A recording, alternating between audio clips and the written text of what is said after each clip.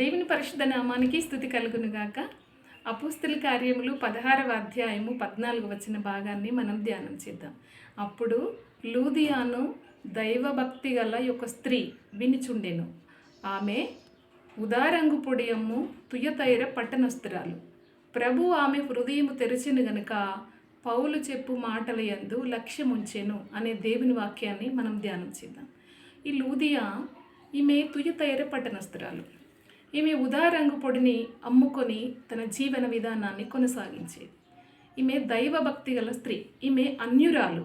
ఈమెకు దేవుని గురించి తెలియదు, కానీ దేవుడు అనేవాడు ఉన్నాడు, ఆయన చూస్తాడు అనే ఒక మంచి నమ్మకంతో ఉన్నటువంటి మంచి స్త్రీ అన్నట్టు. ఈమె తన బిజినెస్ ద్వారా వచ్చిన లాభంతో ఆమె బ్రతుకుతూ సోషల్ వర్క్ చేసేదన్నమాట. నిరాశ్రయులకు చేయూతనివ్వడం, ఎవరికన్నా డబ్బులు అవసరమైనా, ఎవరికన్నా హాస్పిటల్ ఖర్చులకైనా, ఇలాంటివి మంచి సత్క్రియలు చేసిన సద్గుణశీలి ఈ యొక్క లూదియా. ఈమె దైవభక్తి గల స్త్రీ అని వాక్యంలో ఉన్నది. దైవభక్తి అంటే ఏంటిది? యాకోబు రాసిన పత్రిక 1వ అధ్యాయం 27వ వచన భాగములో, పవిత్రమును నిష్కలంకమునైన భక్తి ఏదనగా విధవరాండ్రను దిక్కులేని పిల్లలను పరామర్శించుటయు, వారి ఇబ్బందులలో వారిని పరామర్శించుటయు.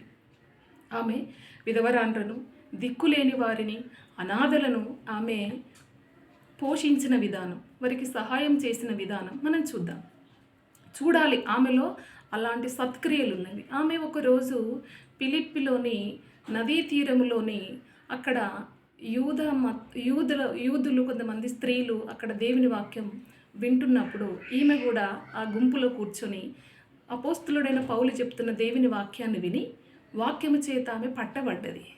రక్షణ చేత ఆమె పట్టబడ్డది.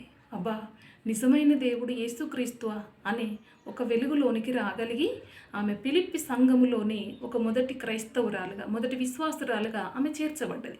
ఆమె వల్ల ఫిలిప్పి పట్టణంలో ఒక సంఘము స్థాపించబడ్డది.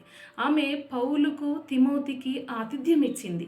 వాళ్ళు మిషనరీ పరిచర్య చేస్తున్నప్పుడు వారి పరిచర్యకు సహకరించింది. వాళ్ళ పరిచర్యను పురికొల్పింది.